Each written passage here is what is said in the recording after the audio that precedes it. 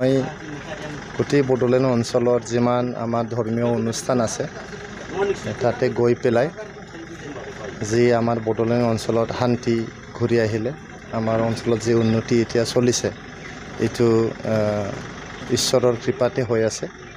গতিকে যেহেতু মই বিভিন্ন ধৰ্মীয় অনুষ্ঠানবিলাকত গৈ আছোঁ, আজি আমাৰ এই চৰাইবিল সমষ্টিৰ আণ্ডাৰত নাম্বাৰ 1 লটামাৰী গাঁৱত যে Santhal mission of northern church এই চাৰ্চত আহিছোঁ। আহি পেলাই প্ৰভু যীশুৰ ওচৰত আমি প্ৰাৰ্থনা জনাইছোঁ যাতে আমাক শক্তি দিয়ে ৰাইজক সেৱা কৰাৰ কাৰণে, আৰু আমাৰ বড়োলেণ্ড অঞ্চলত যে শান্তি আহিছে এতিয়া এই শান্তি যাতে চিৰস্থায়ী হওক, চিৰযুগমীয়া হওক, এইটোকে আমি ঈশ্বৰৰ ওচৰত প্ৰাৰ্থনা জনাইছোঁ। আৰু ৰাইজৰ ওচৰত মানে আহি পেলাই ৰাইজৰ আশীৰ্বাদ বিচাৰিছোঁ।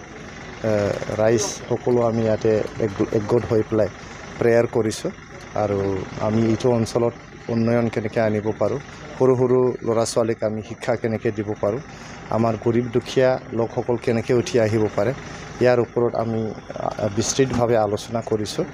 আৰু যিহেতু এই চাৰ্চটো অলপ মানে জৰাজীৰ্ণ অৱস্থাত আছে, এই চাৰ্চটো ভালকৈ মানে বনাই উলিওৱাত আমি UPPL দলৰ তৰফৰ পৰা আমি সহায় কৰিম বুলি আমি আশ্বাস দিছোঁ।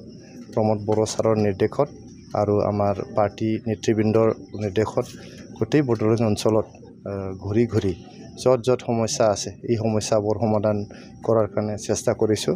যিহেতু আমাৰ চিফ ছাৰে আমাৰ বড়োলেণ্ড অঞ্চলৰ যি ধৰ্মীয় অনুষ্ঠান আছে এইবিলাকৰ উন্নয়নৰ কাৰণে এটা ভাল এটা স্কিম লৈছে। এই স্কিমৰ নামটো হ'ল আলাৰী চেৰাং। এই আলাৰী চেৰাঙৰ নামত 2 লাখ টকাকৈ এটা চাৰ্চ, মন্দিৰ, মছজিদ এইবিলাকক দিয়া যায়।